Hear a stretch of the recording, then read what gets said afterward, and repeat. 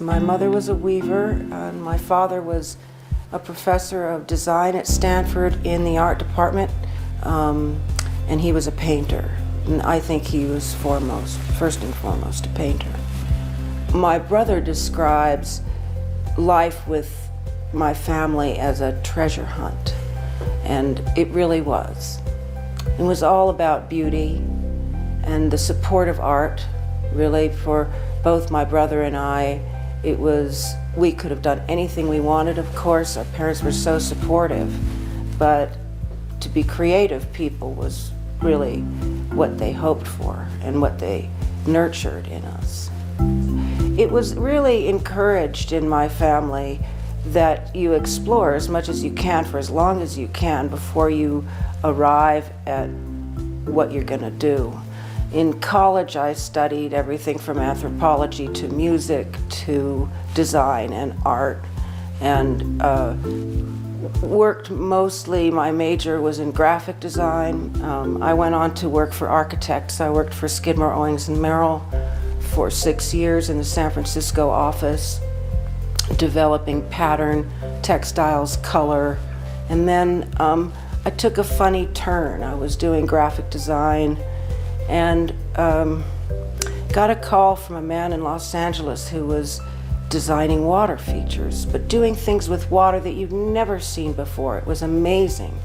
And he hired me to do his graphics, his letterhead, his branding, as they would call it today. After I was done doing that, we became friends. He invited me to design a water feature, and I did the Los Angeles Music Center. And things grew from there, and I was there for 29 years. And I did the Bellagio in Las Vegas, and I choreographed water, including the Dubai fountain. It's all about water, but it's still pattern making.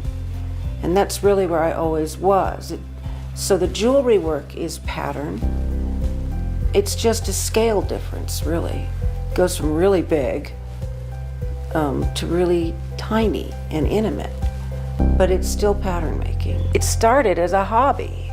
My mother had these beautiful collection of necklaces that she wore every day that she got in Greece. It was a gift from my father, and these were bead crochet, and I just thought they were beautiful.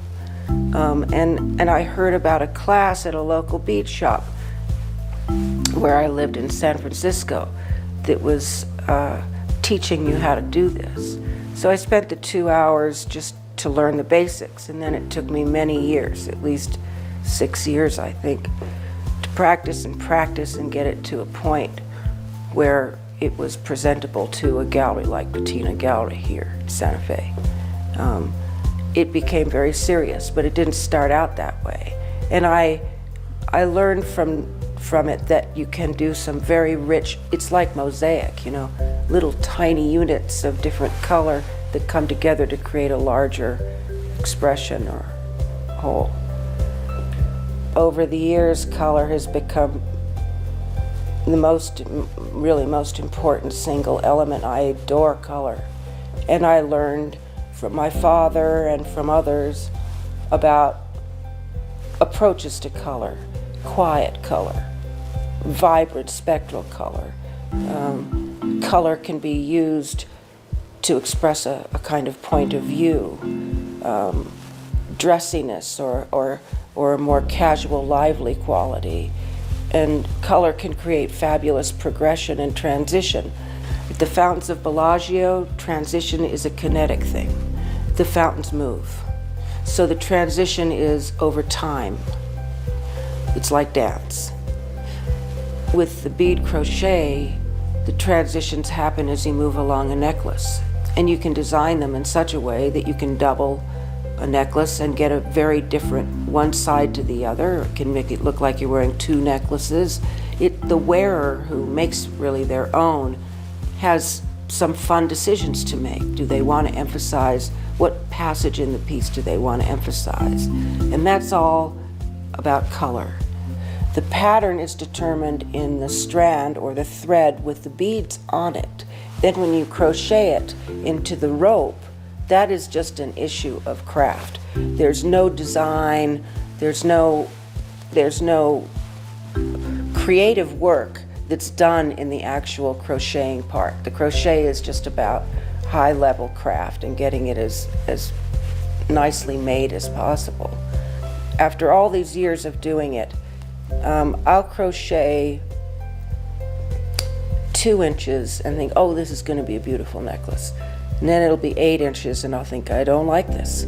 This isn't going to work. And then I'll get to 14 inches and I'll think, oh, this is good again. I mean, half the fun in this is the surprise, the unexpected.